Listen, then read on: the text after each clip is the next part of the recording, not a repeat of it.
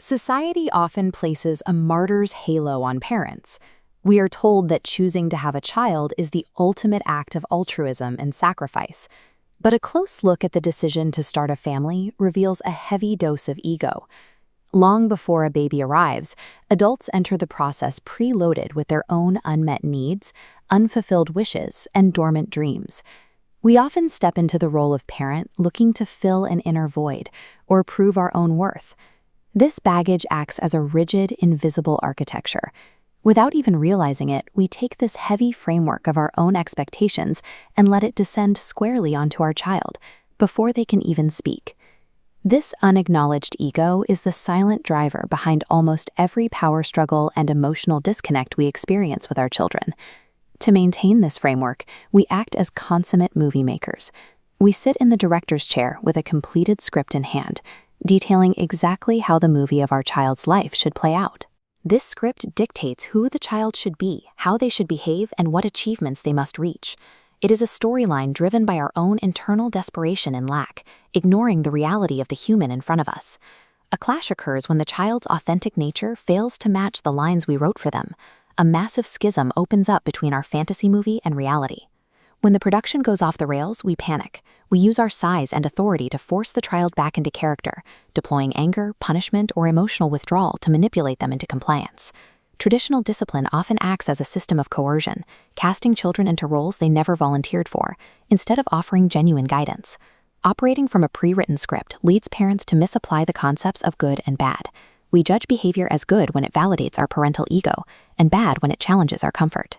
A compliant, so-called good kid intuitively abandons their true self to secure our love. Their compliance feeds directly into our fragile identity, keeping our ego propped up. Conversely, defiance is a desperate coping mechanism. The child severs the feed to protect their inner spirit. This places a growing child in an impossible dilemma. They are forced to choose between sacrificing their own soul to please the adults in the room or fighting a lonely battle against a giant. Chronic behavioral issues are not inherent flaws woven into a child's character. As the psychological literature points out, these are the predictable symptoms of being trapped in a system that denies a child's right to self-governance. To break this toxic cycle, we have to stop trying to fix, change, or micromanage the child. We have to shift our perspective and realize that our children are acting as a mirror. The moments when our kids push our buttons, ignore our instructions, and shatter our composure aren't really about their defiance. They are reflecting our own unresolved past traumas and our deep-seated fear of losing control. This is the foundation of conscious parenting, a methodology championed by Dr. Shefali Tsabary.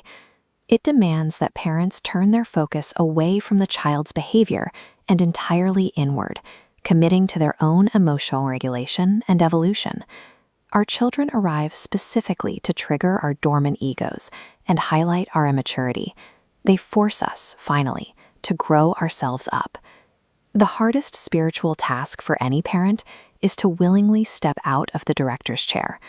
We have to take the fantasy script we spent years writing and intentionally burn it to ashes. We must accept a bitter reality.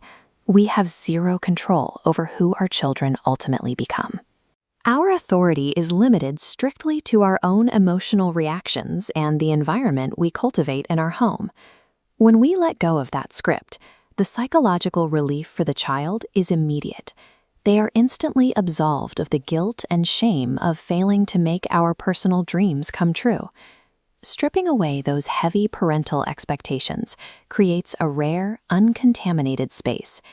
It is the only environment where a child's true, uncaged potential can survive and flourish. Dismantling that structure of dominance makes room for a different kind of household.